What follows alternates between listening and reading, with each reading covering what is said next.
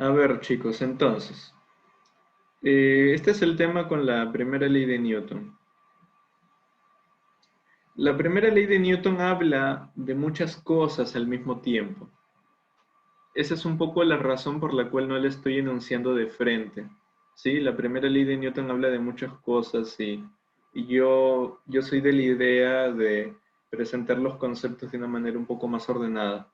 Entonces, ahora que tenemos claro lo que es movimiento, después de haber estudiado cinemática, ¿no? Vimos lo que es aceleración, velocidad, posición, y ahora que entendemos de manera intuitiva lo que es una fuerza, me gustaría que vayan viendo esto, ¿no?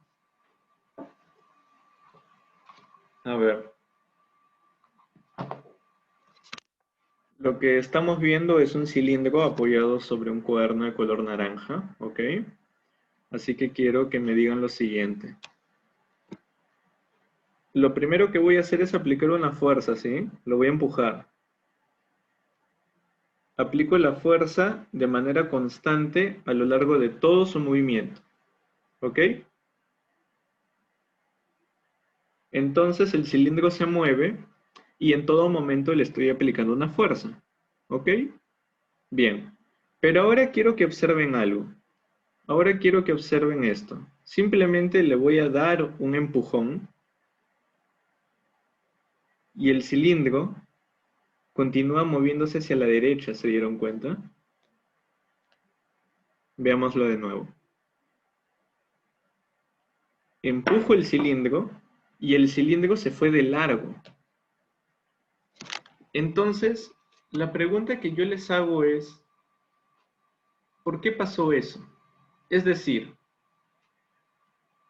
en la primera experiencia yo todo el tiempo estuve aplicando una fuerza para que se moviera el cilindro.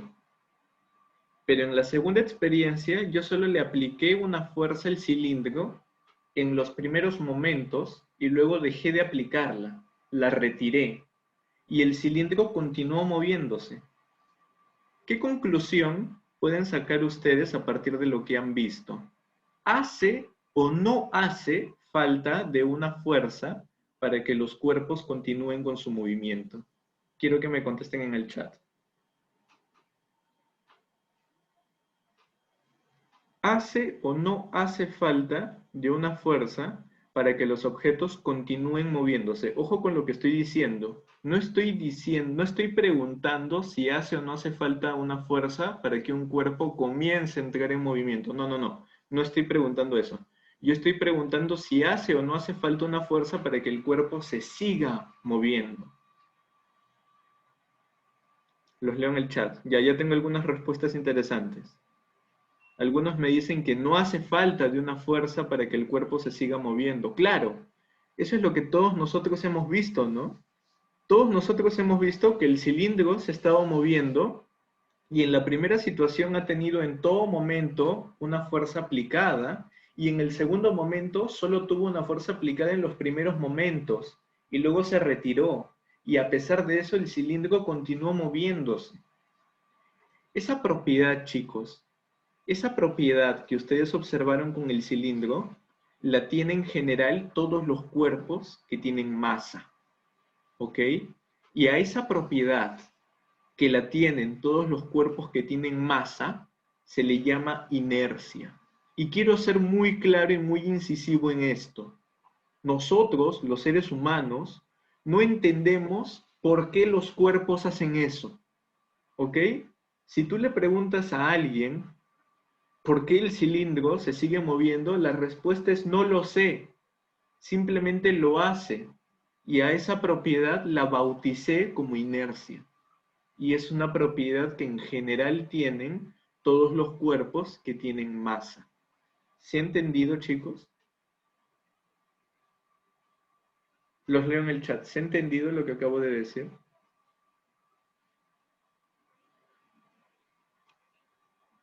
Ok, me alegra, porque eso es muy importante. Eso que acabamos de ver experimentando, chicos, es la razón por la cual yo ponía entre comillas que la dinámica estudia la causa del movimiento. La dinámica no estudia la causa del movimiento, porque el movimiento no tiene una causa, ¿ok? No hace falta, como ustedes bien dijeron, de una fuerza para que los cuerpos sigan en lo suyo. No hace falta de una fuerza para que el cilindro se mueva a 5 metros por segundo. Pero sí hace falta de una fuerza si quiero que esa velocidad aumente o si quiero que esa velocidad disminuya. Entonces, la dinámica realmente es el estudio de las fuerzas. ¿Y qué cosa es una fuerza? La fuerza, eso váyanlo asimilando, por favor, es la causa de los cambios en el movimiento. La fuerza es la causa de los cambios en la velocidad. La fuerza es la causa de la aceleración. Si recuerdan la definición de aceleración, todo lo que he dicho debería tener sentido para ustedes. Bien, entonces la primera ley de Newton comienza formulando de manera más o menos ordenada lo que hemos discutido. A ver. Un minuto, moví mis cosas. Ya. ¿Qué dice la primera ley de Newton? Un cuerpo mantendrá su estado de reposo o movimiento rectilíneo uniforme a menos que sea obligado a cambiar ese estado. ¿Qué estado, profe? El estado de reposo o el estado de movimiento rectilíneo uniforme por la acción de una fuerza externa. Claro, eso es lo que nosotros hemos visto. No hacía falta de una fuerza para que el cilindro continúe moviéndose y tampoco hace falta una fuerza para que las cosas sigan en reposo. Eso es lo que establece la primera ley de Newton. Y eso también es la razón de esto. Esa es una situación muy común, ¿no? ¿Alguien podría explicarme en el chat por qué ocurre lo que ven en el GIF?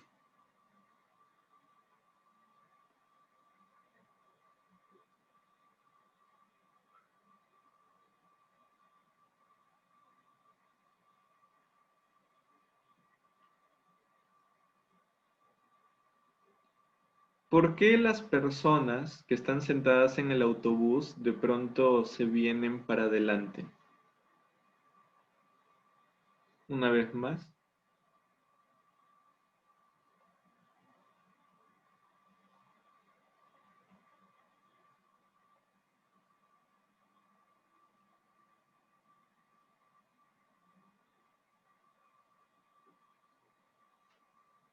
Porque la aceleración es constante hasta que la fuerza fue detenida bruscamente.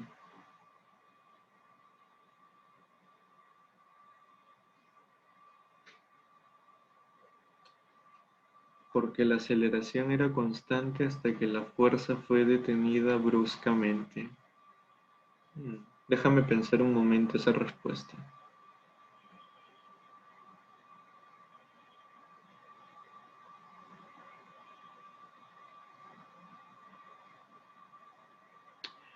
Entiendo lo que quieres decir. Lo que tú me estás diciendo es que el autobús comunica, ¿no es cierto?, una aceleración mediante el contacto a los pasajeros. Sí, eso es verdad. El autobús comunica en todo instante de tiempo, mediante el contacto, una aceleración a sus pasajeros. Lo importante, sin embargo, debo recordarte, es que esa aceleración es la causa de que los pasajeros alcancen una determinada velocidad. ¿Ok? Entonces, ¿qué ocurre? Que en cierto momento, en cierto instante de tiempo, debido a la aceleración que le ha estado comunicando en todo el viaje el bus, los pasajeros han alcanzado una cierta velocidad. Y de pronto el autobús se detiene. ¿Ok? El autobús se detiene. La velocidad de todo el ambiente, de todo el entorno, en un instante de tiempo determinado es cero. El autobús frena en seco. Pero todas las personas tienen masa. Y al igual que todos los cuerpos que tienen masa, estas personas que quieren mantener su velocidad. quieren seguir moviéndose como lo han venido haciendo con esa velocidad de manera constante, ¿no? O lo que acá llama un movimiento rectilíneo uniforme. Entonces, es debido a esa propiedad que tienen los cuerpos que tienen masa, que las personas, a pesar de que el auto se detiene, las personas no se detienen junto con el autobús, sino que las personas tienden a seguir moviéndose con esa velocidad y no se van a detener. Eso es importante también que ustedes tomen conciencia. No se van a detener hasta que aparezca una fuerza que les comunique una aceleración que reduzca esa velocidad. ¿Por qué esos pasajeros de acá adelante, por ejemplo, ¿no? se detienen luego de chocar? Porque al momento de chocar una fuerza les comunica una aceleración que reduce la velocidad que venían trayendo. Entonces, lo que estamos observando en ese GIF no es otra cosa que una experiencia de lo que es esta propiedad que es la inercia. Espero que haya quedado claro. Otra consecuencia, chicos, es una consecuencia inmediata de la primera ley de Newton, pero para que quede más claro he querido discutir esto con ustedes, es que a partir de esta ley es que se define lo que es la inercia, ¿no? Se define la inercia como la propiedad que presentan los cuerpos de oponerse al cambio, ¿ok? De oponerse al cambio de su estado de movimiento. Es decir, los cuerpos con masa se oponen de manera natural a que le cambien su velocidad. Si quieres cambiar la velocidad que tiene un cuerpo, sea 0, sea 3 metros por segundo, sea 1000 metros por segundo, si quieres cambiar esa velocidad, vas a tener que aplicarle una fuerza. Es lo único que va a poder alterar ese estado de movimiento. Y, esto es importante, una medida cuantitativa de la inercia es la masa. La masa de un cuerpo nos da una idea de qué tanta resistencia al cambio puede presentar. Un elefante indudablemente presenta más resistencia al cambio de movimiento que un fósforo, ¿no? Porque hace falta fuerzas más intensas para mover un elefante que mover un fósforo. Bien, ahora, matemáticamente este sería un poco el resumen de la historia, ¿no? A ver, tal vez acá algunos se mareen porque ven que estoy sumando vectorialmente las fuerzas. Eso de ahí, ignórenlo de momento. Más adelante va a tener un poco más de sentido, ¿ok? Más adelante va a tener un poco más de sentido eso de sumar vectorialmente las fuerzas. De momento, quedémonos con esta idea. Si nosotros analizamos un cuerpo aislado y vemos que en ese cuerpo aislado no hay fuerzas, o dicho de manera equivalente, ¿no? Hay ausencia de fuerza sobre él. Entonces, ¿qué podemos concluir de ese cuerpo? Podemos concluir de manera general que se mueve con velocidad constante, ¿no? Pero no sabemos el valor de esa velocidad. Si la velocidad vale 0, lógicamente el cuerpo estará en reposo, pero si la velocidad es distinta de 0, se estará moviendo con una velocidad constante, ¿no? Realizando lo que hemos definido como un MRU. Entonces esto de acá es importantísimo, chicos. Cuando ustedes analizan la dinámica de un cuerpo y observan ausencia de fuerzas, no pueden concluir que el cuerpo está en reposo. También podría ser que se mueve con una velocidad distinta de 0, pero esa velocidad, claro está, es constante. Como el cilindro, ¿no? Parecido al movimiento del cilindro hace unos momentos que estábamos viendo. No exactamente igual, porque en realidad sí hay una fuerza sobre el cilindro, solamente que si despreciamos ese efecto sería lo mismo. En fin. Me interesa saber si se ha entendido esta idea. ¿Está claro para todos esto? Los leo en el chat.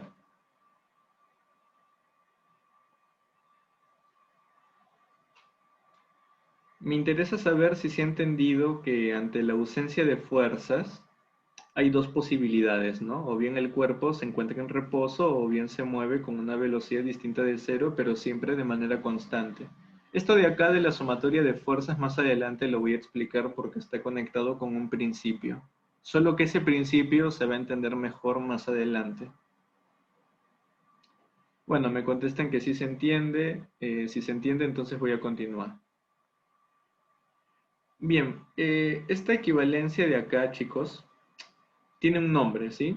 Los físicos, muchos libros la han bautizado de la siguiente manera. A esa condición de ahí se le conoce como la primera condición de equilibrio. ¿Ok? A veces es bueno colocarle un rótulo a las cosas. Así que cada vez que se refieran a eso, ya saben, ¿no? Pueden llamarla primera condición de equilibrio y todos nos vamos a entender. Sí, a veces es bueno ponerle un rótulo a las cosas. Bien, aquí viene lo principal, ¿no? La segunda ley de Newton. La segunda ley de Newton, chicos, también va de la mano con algo que es muy intuitivo, ¿no? Cuando nosotros empujamos un objeto, evidentemente va a ser crucial para el valor que tome la aceleración que se le comunica, no solamente la intensidad de la fuerza, sino que también va a ser importante la resistencia que oponga el cuerpo. Y esa resistencia, nosotros ahora sabemos, va a estar dada en la medida de la cantidad de masa que tenga. Siguiendo con el ejemplo del cilindrito, ¿no? A ver, voy a armar de nuevo esta cuestión. Por ejemplo acá, ¿no? Para una cierta fuerza, ¿no? Yo empujo esto y se le comunica, ¿no? Mediante esa fuerza una determinada aceleración al cilindro. Esa fuerza está dada por la intensidad con la que yo empujo y también está dada por la cantidad de masa que tiene el cilindro. Sin embargo, si yo aplico esa misma fuerza con el lápiz, evidentemente el lápiz recibe una aceleración mayor.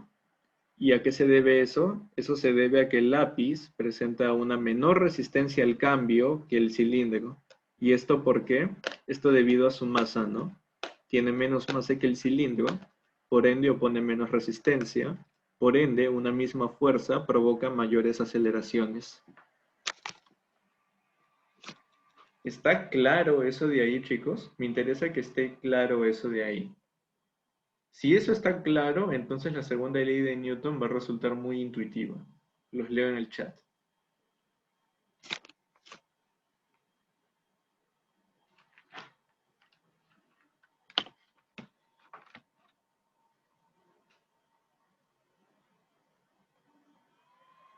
Bien, me dicen que todo está claro, entonces vamos a continuar. Eso que hemos discutido, jóvenes, es lo que se conoce como segunda ley de Newton. A ver, la aceleración de un cuerpo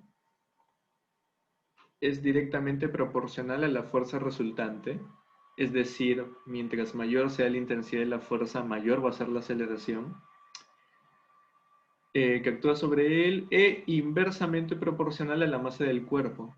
Es decir, mientras mayor sea la masa del cuerpo, menor va a ser la aceleración que se va a dar como efecto. Entonces, eso de ahí es la segunda ley de Newton, ¿no? Nuevamente, por favor ignoren esto de acá. De momento ignórenlo. Y quédense con fuerza externa, masa y aceleración. Bien, por favor desactiven sus micrófonos, les agradecería bastante, gracias. Cualquier consulta vía chat, por favor. Bien, como les estaba diciendo, la manera usual de entender esto es como una causa-efecto, ¿no? Uno entiende que la fuerza que uno aplica es la causa, ¿sí? La causa. ¿De qué cosa? La causa de la aceleración. De manera que a la aceleración se le entiende como el efecto.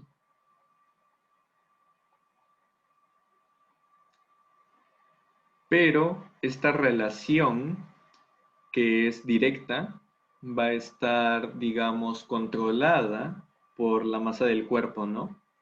La masa del cuerpo va a controlar que la aceleración no se dispare si la masa es muy grande, o en todo caso si la masa es muy pequeña, no va a tener ningún control sobre la situación y para fuerzas relativamente pequeñas podemos obtener aceleraciones inmensas. En fin. Eh, un comentario, digamos, a manera de paréntesis.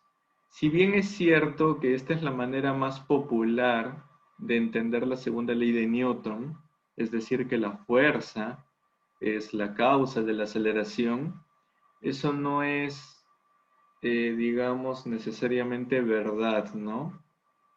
O sea, si se dan cuenta, la segunda ley de Newton, fríamente hablando, es una ecuación.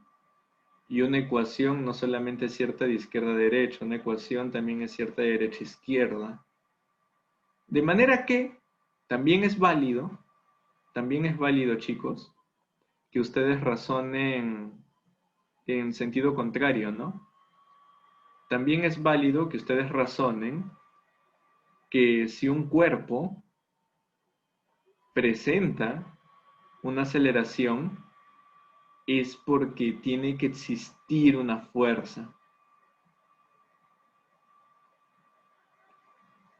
¿Ok? ¿Se han dado cuenta cómo razoné a la inversa? Y es un razonamiento completamente válido, ¿ah? A pesar de que la interpretación causa-efecto es la más popular de la segunda ley de Newton, leer la segunda ley de Newton en el otro sentido tampoco está mal, porque esto es una ecuación. Entonces ustedes pueden pensarlo al revés. Si ustedes observan que un cuerpo tiene una determinada aceleración, ya sea ya sea que se den cuenta por la trayectoria u otros datos, ustedes pueden concluir que si existe aceleración es porque tiene que haber una fuerza. ¿Ok? Ese razonamiento también está muy bien, es súper válido. En todo caso, lo que podemos decir es que la existencia de ambas es esto, ¿cómo decirlo? La existencia de ambas es inseparable, ¿no? Ambas tienen que existir sí o sí, ¿no? Si existe una fuerza, con total certeza tiene que haber una aceleración y viceversa, ¿no? Si existe aceleración, con toda certeza tiene que existir una fuerza. Las dos están destinadas a estar siempre a la par. Bien, habiendo dicho eso, acá tenemos un caso, ¿no? Lo que les estaba comentando sobre la importancia de la masa, ¿no? Acá, por ejemplo, tenemos una misma fuerza. Sí, chicos, la fuerza tiene la misma intensidad en ambas situaciones, pero ¿qué es lo que varía? Lo que varía es la masa, ¿no? Acá estamos hablando de la masa de una pelota y acá estamos hablando de la masa de un camión. Evidentemente, si se le aplica una fuerza a una masa pequeña, vamos a obtener una aceleración inmensa. Pero si aplicamos esa misma fuerza a una masa que es gigantesca, entonces lo que vamos a obtener como resultado es una aceleración pequeñísima. ¿Ok? Y eso es importante que ustedes se vayan dando cuenta. Para una misma fuerza, nosotros podemos obtener distintas aceleraciones y eso va a depender de qué tanta resistencia oponga el cuerpo. Eso va a depender del valor de la masa.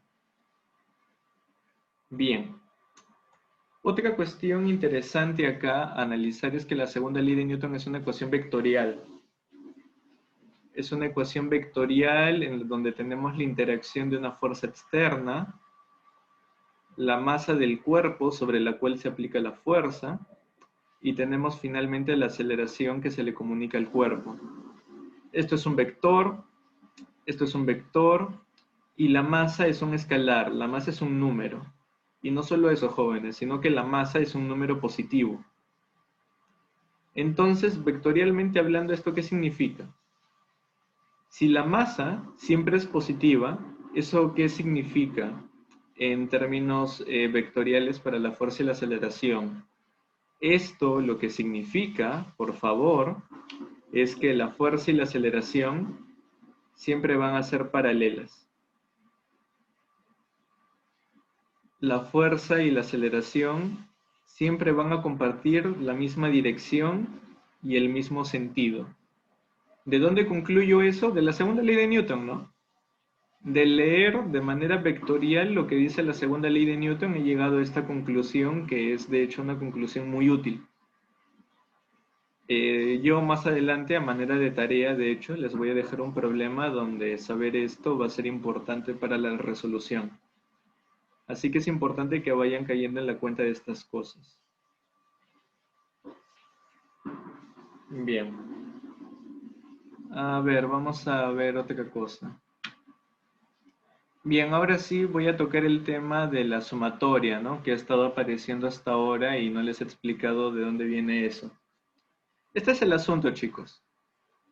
Si ustedes jalan un bloque, ¿ok?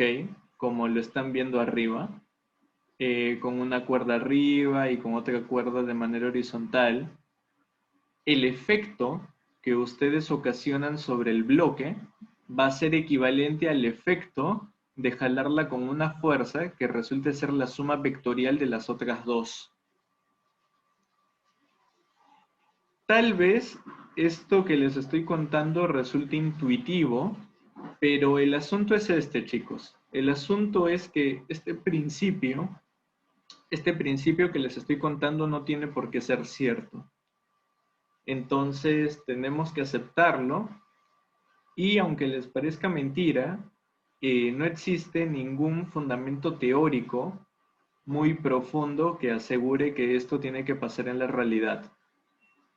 Si nosotros sabemos que esto es cierto, es porque lo hemos corroborado de manera experimental, ¿ok? Hemos hecho experimentos y una y otra vez hemos observado que esto se cumple, que el efecto producido por una cierta configuración de fuerza sobre un bloque es equivalente al efecto que produce la fuerza que resulta de la suma vectorial de las anteriores fuerzas mencionadas. Eso de ahí es lo que se conoce como el principio de superposición de fuerzas y es importante aceptarlo y que lo vean como un principio porque, repito chicos, esto no se deduce de nada. Ninguna ley de Newton te permite deducir el principio de superposición de fuerzas.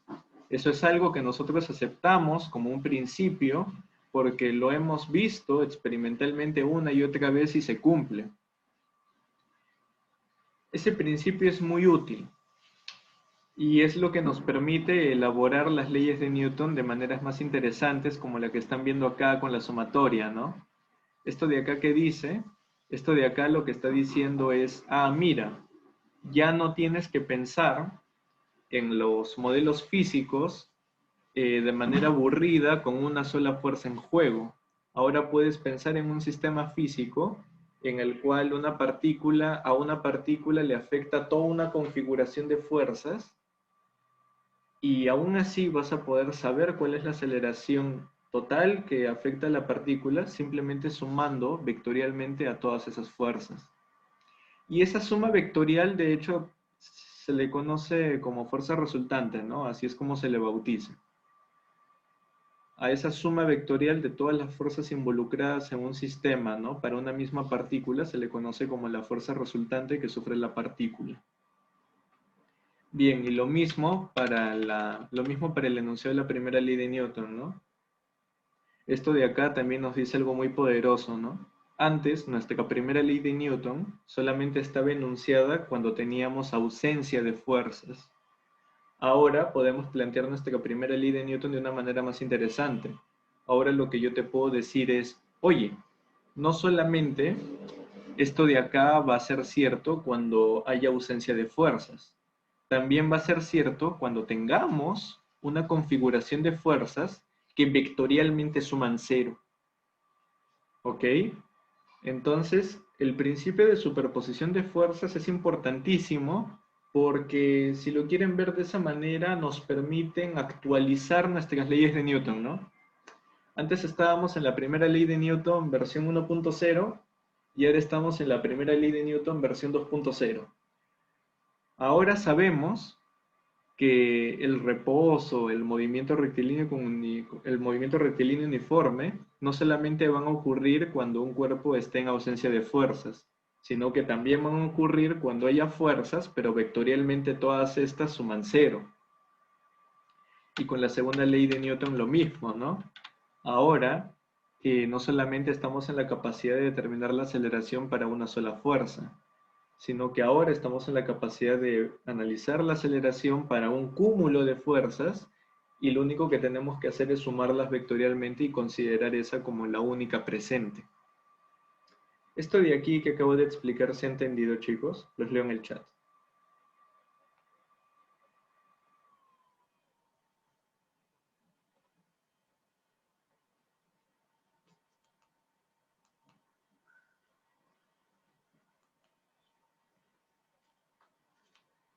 Me interesa sobre todo si se ha entendido las dos leyes de Newton, el principio de superposición de fuerzas y las consecuencias que tiene sobre las dos primeras leyes de Newton el principio de superposición de fuerzas. Eso es lo importante que quiero que quede claro. Los leo en el chat si tienen alguna consulta en todo caso, si algo que he dicho no les parece claro o no les convence.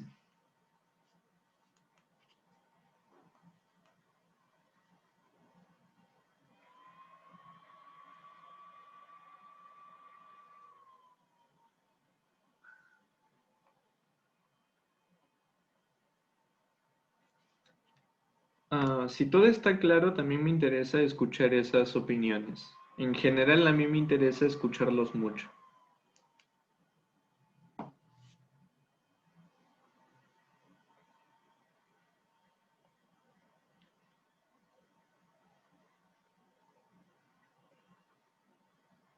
¿O quieren que vuelva a explicar algo? No lo sé. Ok, algunos me dicen que sí entendieron. En todo caso, repito, ¿no? Me interesa que hasta el momento se entiendan las dos primeras leyes de Newton y me interesa que se entienda el principio de superposición, así como la consecuencia que acarrea sobre las leyes de Newton el principio de superposición. Antes, sin el principio de superposición, nosotros teníamos dos leyes de Newton que solamente aplicaban cuando no habían fuerzas o cuando había una fuerza. Pero ahora, con el principio de superposición, podemos hablar de toda una configuración de fuerzas, lo cual por supuesto amplía, ¿no?, nuestro campo de estudio. Bien, si se ha entendido eso, entonces sigamos. La tercera y última ley de Newton. Si un cuerpo ejerce una fuerza sobre un segundo cuerpo, llamémosla acción, este cuerpo, es decir, el que recibe la acción, ejercerá sobre el primero una fuerza de la misma magnitud y en la misma dirección, pero de sentido contrario. Y esa fuerza que hace el segundo cuerpo como respuesta le llamamos reacción. Bien, esto de acá es lo que se conoce como la tercera ley de Newton. Es lo que tenemos ahí, ¿no? Tenemos una partícula con una cierta masa, llamémosla A, otra partícula con otra cierta masa, llamémosla B. Esta es la fuerza que hace la partícula B sobre la partícula A, y esta es la fuerza que hace la partícula A sobre la partícula B. Esta fuerza, ¿qué cosa es? Es la reacción de la acción que hace A sobre B. Por supuesto, eso de acción y reacción son solo nombres, ¿no? Si ustedes gustan, también lo pueden pensar como que B sobre A es la acción que realiza B sobre A y A sobre B es la reacción de A sobre B. Realmente no importa a cuál le llaman acción y a cuál le llaman reacción, porque de manera teórica, nosotros de momento en este curso y en realidad a lo largo de toda su carrera universitaria, ustedes van a considerar que la acción y la reacción aparecen de manera instantánea. Eso es algo que no dice la tercera ley de Newton y creo que el mismo Newton no quería responder, pero desde ya se los digo. La acción y reacción asuman que aparece de manera instantánea. Bueno, lo que dice la tercera ley de Newton de manera un poco matemática es esto, ¿no? que esos dos vectores van a tener mismo módulo y misma dirección, pero van a tener sentidos opuestos. Bien, como se acaba el tiempo de reunión, voy a abrir una nueva. ¿Está bien? Bien, entonces voy a dejar de grabar.